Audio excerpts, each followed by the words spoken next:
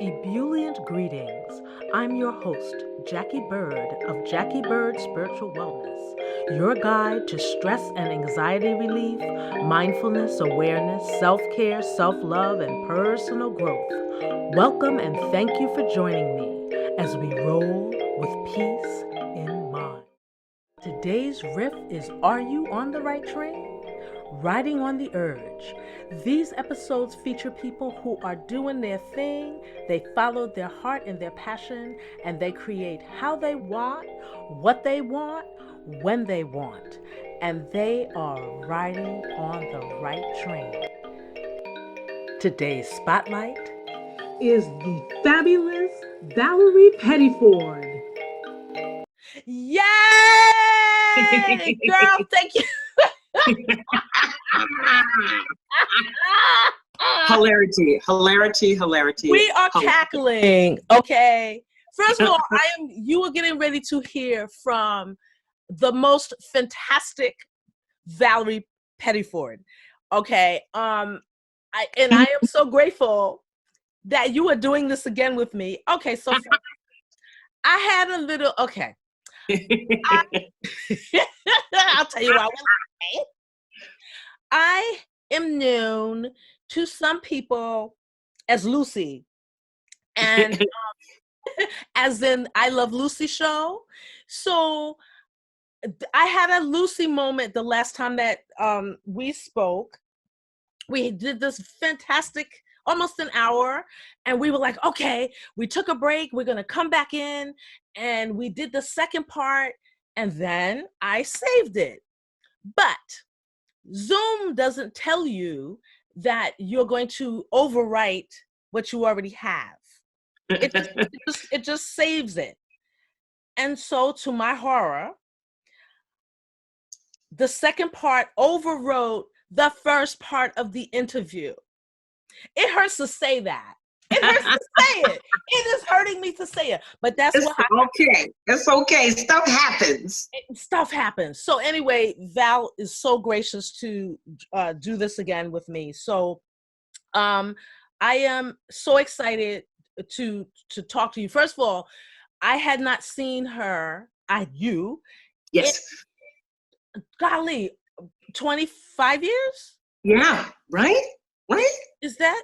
Oh. When was the last time we saw each other? The last time that we saw each other in the flesh was I had come backstage to tell you how incredibly otherworldly fantastic you were in Fosse, which was playing on Broadway. Okay, so that was 99, 98. Okay. 1999, 98, 99. Great. Just saying. Okay, yeah. So yeah, it's been a while, but I had been seeing her on so much. So without further ado, I'm going to say, please introduce yourself, tell us where you're from, and then give us okay. I'm like getting ahead of myself. I'm so excited. Okay. All right. I know. So tell us. So hello, gang. Hello, beautiful people from Jacquie the Bird's podcast. My name is Valarie Pettiford. I am from New York. I was born in the South Bronx and I was raised in Queens. And I'm just so honored and thrilled to be here. And for folks who don't know me, I'm an actor and I'm a singer and I'm a dancer. And reconstructor as well. So. Yes, that's right. And teacher and master teacher. Right. Teacher and a producer. And yeah. Oh, yeah. Okay. I've done some stuff. Yes. She's done a little bit. So anyway, the interesting thing, I think one of the biggest things I learned about you is I always thought you were from Queens. I didn't know that you were born in the Bronx. Mm-hmm. Born in the South Bronx. Only spent 2 years there. So at the age of 2, my parents and my sister and I moved to Queens. So it's not like, I was totally raised in the Bronx, but I'm proud of being born in the South Bronx and raised in Queens. Well, the thing, Queens, you ended up becoming a part of this incredible legacy out of Queens. So just to give a little background, for those of you that don't know, I spent I guess the first part of my life in showbiz. And Val Pett, we were teenagers when we met. Yeah. We were, Yes, young and lovely. We were young and lovely. Now we're just a little, we're still young and lovely. We're seasoned. We're seasoned. We're seasonally young and lovely. But we met. My first job was teaching at the Police Athletic League, and I worked for a woman named Kitty Kirby, and that's how we met. Yes, indeed. Yes, indeed. And also, that was my first professional job. Was Police Athletic Club. Yep. Wow. Yes. That's crazy. And the thing is, like, I stumbled across Kitty Kirby had this life-size poster in her office of you, myself, and this gentleman whose name I no longer remember. We were in a number, we were supposed to be Egyptian. Yes. And we were in this kind of hieroglyphic kind of pose. It's right. Crazy.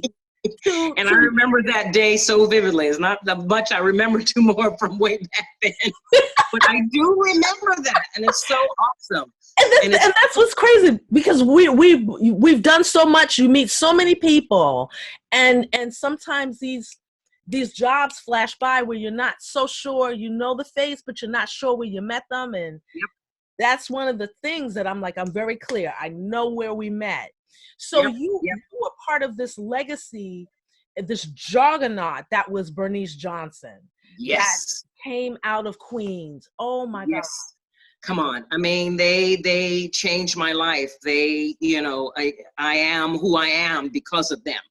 And the reason why I got to Police Athletic League is because of the Bernice Johnson students, the great Carolyn Vance DeVore and Audrey Lawrence, my two posses from BJ's. They were the ones that said, come, they took me under their wing and they said, come on, Valarie, do this job, which was teaching, which was going around the neighborhoods, teaching numbers, and they would perform on the streets and we would perform for them. And it was amazing. And Bernice Johnson was like that. It was all inclusive. Not only did you learn how to dance fiercely in all genres, ballet, Afro-Cuban, tap, modern dance, flamenco, all that kind of stuff.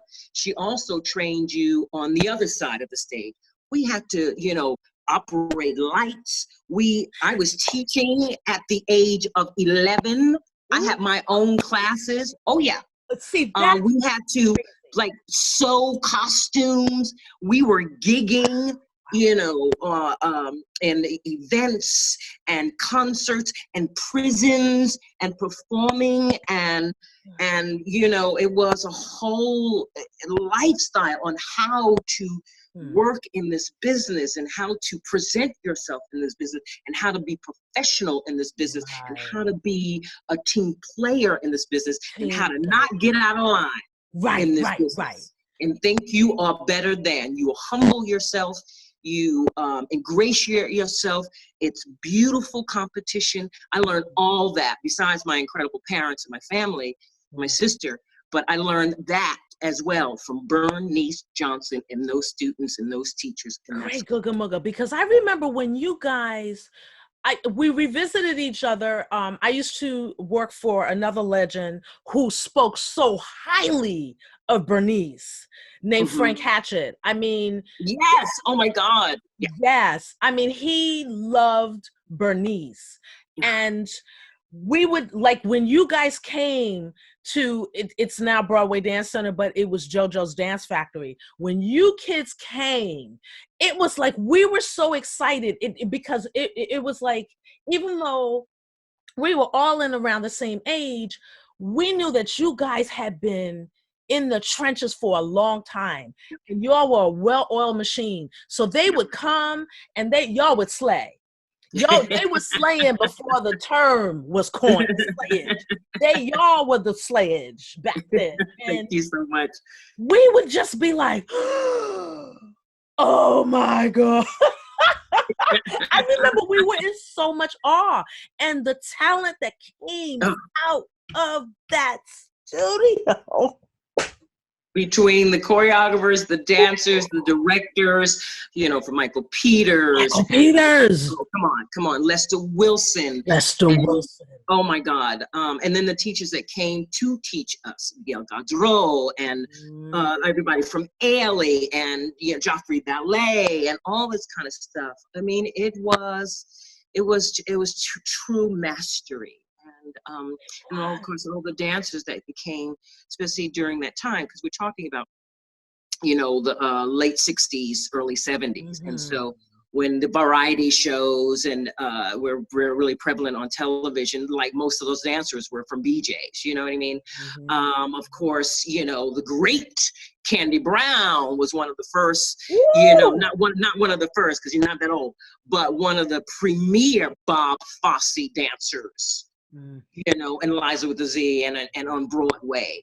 I mean, the list goes on. And then I got a chance to work with Candy Brown and one of my heroes and Gary Chapman and Frances Morgan. And I danced with those two. Good.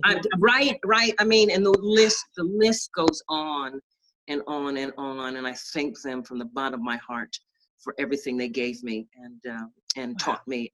And you're passing that on. You're passing that on. And I just want to say that the important thing, if you take your child to a dance studio, please understand that this is preparing them for life. Yeah. If you take your child to a piano teacher, an art teacher, I said piano, but any kind of music, this is preparing your child for life. This is preparing your child to be a citizen of the world. Yes. And to be someone that's going to contribute, whether they pursue the arts or not.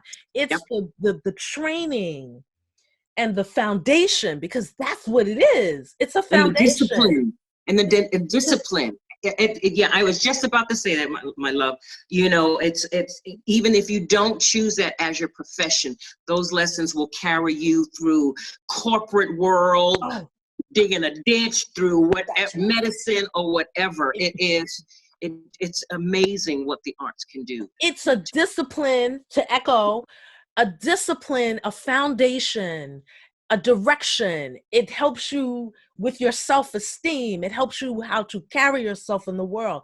I can't sing the praises enough of having been a part of that world of the arts and still continuing to be in the arts. So, okay, you were born basically in the arts. You understood it at 2 years old that you knew this was something you wanted to do? Yeah, my mom and dad said they knew when I was like 2 years old that I was going to be a dancer. I said I was going to be a dancer, and I'm going to be a dancer, and that's all she wrote. And that's all she wrote. My dad used to say, I used to eat, sleep, and drink dance. That's all I ever wanted to do. Wow. But having said that, because this is the thing that I know people fear. Oh, the arts, they're hard. Well, life is hard. Yeah. So, but the thing that you did was you had a clear trajectory, an intention of what it was that you wanted to do. Yes. And so, just to give a little background, especially at the time that we were doing our thing as quote unquote dancers, there were people that transitioned and became, like the triple threats.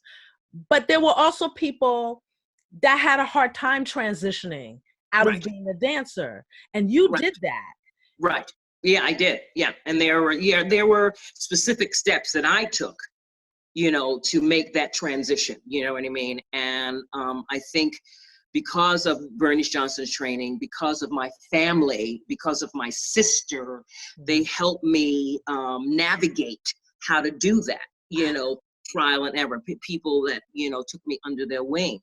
And back at the time, they, dancers were not known or they wanted to be seen, not heard. Exactly. Like, you know what I mean? You can't act, you can't do that. And I knew once I transitioned from wanting to be a ballerina to modern dance, and then wanting to do Broadway, and do those great roles where you were required to be a triple threat, I was like, okay, I need to act and to sing. So how do I do that? So what you do, you take your classes. Exactly. And then all the casting people knew me just as a dancer. They didn't want to see for those roles. So I had to to navigate, how do I do that? So I had to stop going for those dancer roles. Mm-hmm. And so and that's that hard, means y'all. I had, and that's That's not hard. easy, because now you're talking about, you're not making money in that respect, right? And so stop taking those auditions for those roles, for now them to see you in a whole nother light. And at the meantime, I was doing fashion shows and industrials to keep, money coming in, to pay my rent and food on the table, and to continue to take classes until that transition happened. And I had to pray to God that, it was all going to work out, you know what I mean, by stepping back, and being totally fearful that no one was going to see me make that transition. Wow. And I took those steps to do that. And, people, you have to do that. Because as I said, the problem was most people saw me just as a dancer and a singer, kind of. They didn't see me as the Anita in West Side Story, or Julie in Showboat, or, you know what I mean, and the roles that I ended up doing. So I had to make them see me in a whole nother light. See, and that's the thing. Intention, faith. Yep. You have to decide. You don't let people dictate who you are. You have to decide who you are, how you want to be seen. You get to do the telling. It's not the other way around. A lot of people think, oh, somebody's going to tell. No. If you want to create a life that you want, you have to do it. You have to do it. Yep. You have to make the decision. And the thing is, I have people that are dancing out there. And again, we're talking about a different time. Things have changed a great deal. But at that time, that was very difficult. That was a hard decision that you made. Yep. And, because the casting directors, the agents, if you're a dancer, you're a dancer, you're a dancer, period. Like Val said, we don't speak. We just dance. No. So she had to. And we really don't sing that well. You know what I mean? We don't sing that well. That's right. Yep. but that's right. So, okay. So you made that transition. You stuck it through. You had that clear intent, even though there was some fog and some haze sometimes, but that is the journey. Yeah. Is to walk to where there's no fog and there's sunlight. So you did that. So now I'm going to jump a little bit. You make the transition. You start to get roles. Yeah. Julian Showboat, Anita on West Side, West Side Story. Right. Now, how did the Bob Fosse connection happen? Folks, I want y'all to understand. If you don't know who Bob Fosse is, please Google him. He is, again, legend. We're talking about a pace setter. Yeah. A pace setter. Yes. in all fields, with cinematically, film-wise, orchestration-wise, Broadway-wise, changing the trajectory of color on Broadway, adding, I mean, he did a lot. And how that happened was, what happened? I started my journey really early in my career. When I was, let me just jump back a little bit. I won't harp on it, but let me just jump back a little bit. And so I went to the Performing Arts High School, dance major, ballet major first, then transferred over to modern. And as I said, when I saw my first Broadway show, which was The Wiz, I said, okay, I want to do that. Yeah. And so now I'm like 16 years old. And then I ended up doing the Wiz movie, and I left high school to do it. Wow.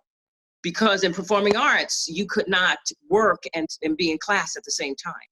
So I made a conscious choice to leave. So I started working early in my career. And so, and then my dad said, okay, you're going to take that money and you're going to graduate from professional children's school. Okay. So anyway, so now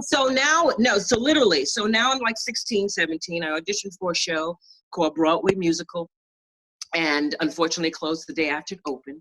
Wow. And I never forget, I was at a little pub right next door to the theater cleaning out my stuff. Yeah. And I had a backstage, and I opened the backstage, and I saw an audition for Bob Fosse. That was a trade paper. Yeah, that was a trade paper. Actually, you know what? I miss my lineage. Before this happened, I had auditioned for Bob for All That Jazz. Wow. And so this was like 16, 17, 18. This all happened around these 3 years. I auditioned for it, got to the very end, was much too young to do this show, but I got that far. Yeah. You know what I mean? And the first time I was introduced to Bob's work was seeing the movie Kiss Me Kate, and him and Carol Haney in a piece that he choreographed for them too. And I was like, I have to work with him. So I went to the audition for All That Jazz, made it all the way to the end, did not get it. And then, so now let's pick up from where I left off. The show that closed, opened the backstage, the trade paper, and there was an audition for his project called Dancing. It was the first national tour. It was on Broadway, and now we're asking for the first touring company. I'm like, oh my God, I have to have this job. I have to have this job. And I got that job. Dang. And it was amazing because it was the first national tour. So half of the original company was with us. Then you got all these newbies. And then there were 5 Black principals. Because the show was all principal dancing. And that was not done. That was not done, y'all. Unless it was an all-Black show. If it was an all-Black show, that's something different. But if it was a white show, it usually was either just 2 of us, a Black man and a Black woman. That was it. But Bob chose 5 Black principals. The great Hinton Battle, the great Stanley Perryman, the outstanding Allison William Foster, and myself. Is that right? Is that right? Did I say 5? You left, there's one more person. Oh, please forgive me. And the amazing late Gary Chapman. Yes, indeed. Late, great Gary Chapman. So it was, from Bernie Johnson. So anyway, so that's how I got to work with the great Bob Fosse. Amazing. And then, Amazing. Yeah. Amazing. So just to give you a little info, folks, when a Broadway show opens, it has a run, and then something called the First National Tour is put together. And in that tour, that's the first time that the country gets to see what's happening on Broadway. So if you're in a town and you can't get to New York, the First National Tour is like being on Broadway, like going to the Broadway show. You are looking at the cream of the crop that comes to your town. Yeah. For a First National. So for you to have that experience, and that show Dancing, I remember seeing that show, and it blew my mind. It blew my mind. I was in that audience with my head just exploding in all these different directions.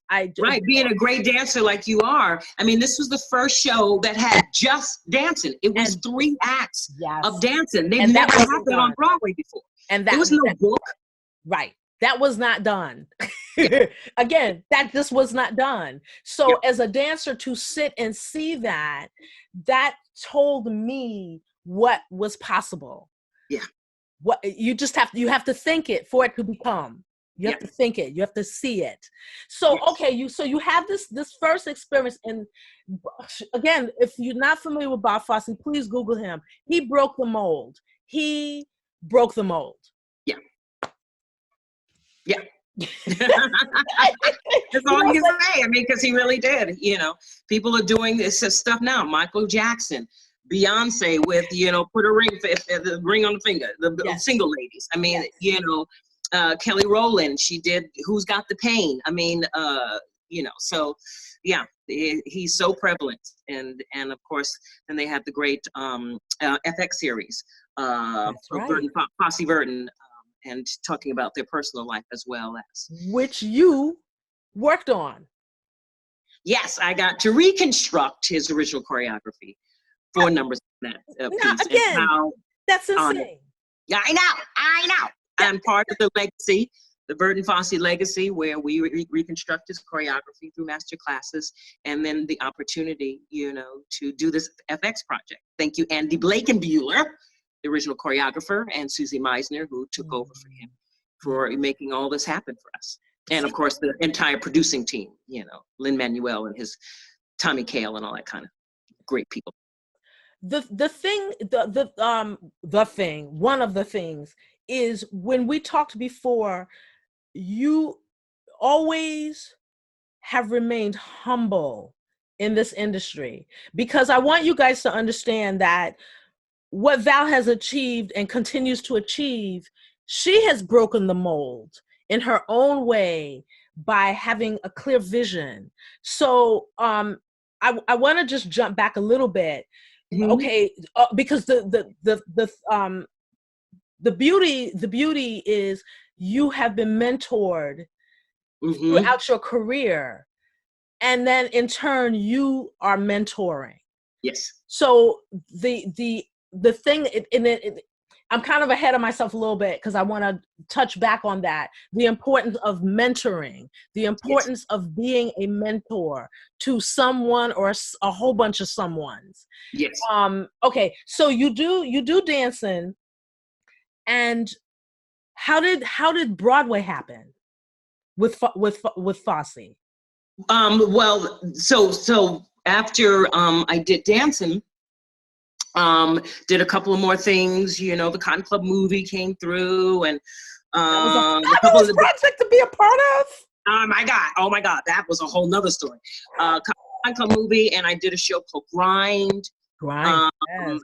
And then I get this call from, Bob, and I didn't even know it was Bob. You know what I mean? I thought it was somebody playing with me. We had, the voicemail, what was it called? Answering machine. Answering machine. We used to have the answering machine back in the day. And, Bob calls and says, Valarie, I'm doing this backers audition. I would love for you to join us. And it's like, this ain't Bob. Say it. Only Bob. But it was. And I did a backers audition for a new show called Big Deal. And then he obviously raised the money through that backers audition, and he asked me to be part of his skeleton crew, which is a group of dancers he would always get together to help him realize the choreography for the show. And I was one of those 5 dancers to do that. Oh my God, died and went to heaven. And now skeleton crew was a coveted position to get if you were a dancer, because you were on the ground of the creation of that project. Yes. You were on the ground. You were the mold. You were the clay for that vision of that project. Right. Oh my God. I died and went to heaven. This is Bob Fosse. That's right. Oh my God. And so, then I helped give auditions. Now I'm that girl on the other side, of the room, you know what I mean? Helping and demonstrating the combinations and doing all that. And then once the show was up, I had a great show myself. I was, one of the famous trios that he would created, Dancing Dan in the Shadows, me, Gary Chapman, the great Barbara Yeager. And then I was his dance captain. And then I was, I played a floozy. I played a band singer in the show. So it was just everything. It was absolutely everything. So that was my Broadway. That was your debut? No. Was that my Broadway debut? With him. Oh, with him. Yeah, with him. Yeah. With him. So I want to fast forward to Fosse on Broadway. Yes. And so now we jump 100 years later. Yeah.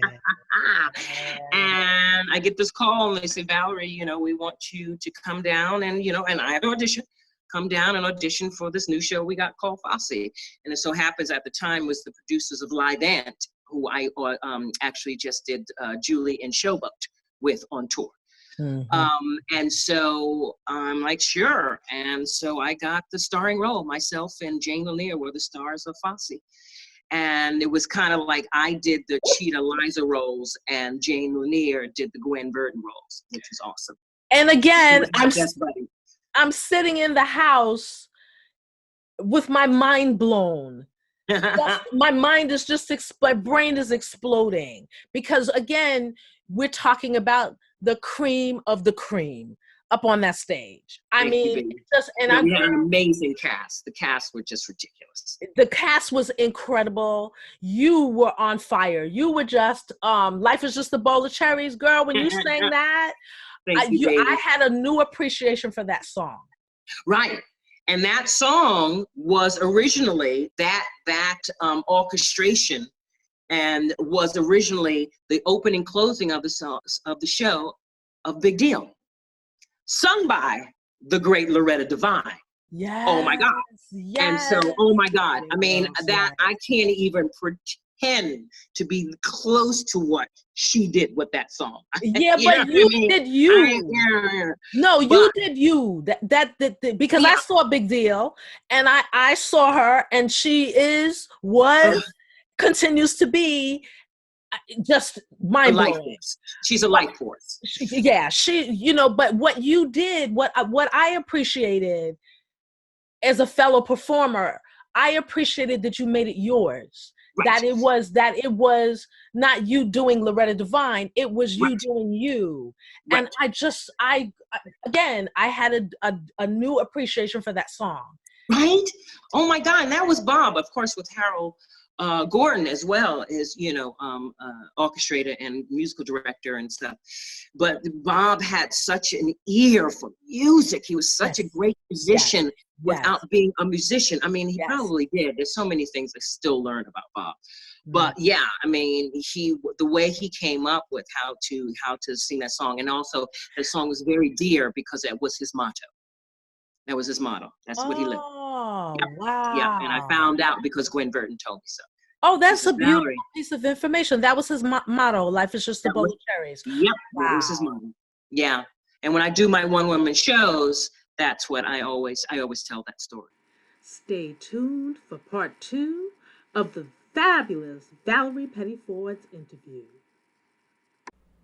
I get so geeked up when I hear an inspiring story. If you are one of the many, many, many, many people out there who's working a job you hate or following a career that no longer burns for you, begin to see what it is that you actually want to do. Write it down wherever you want to write it down. Write it on paper, write it on your phone, your computer, your tablet. Whatever works, write it down. Begin to see yourself having it, achieving it, creating it. Willpower, trust, faith. Don't tell yourself you can't. Don't allow anyone else to tell you you can't. Thank you for listening. If you want to find out more information about my guest, just look at the show notes. All of the links are there. And remember to roll with peace in mind.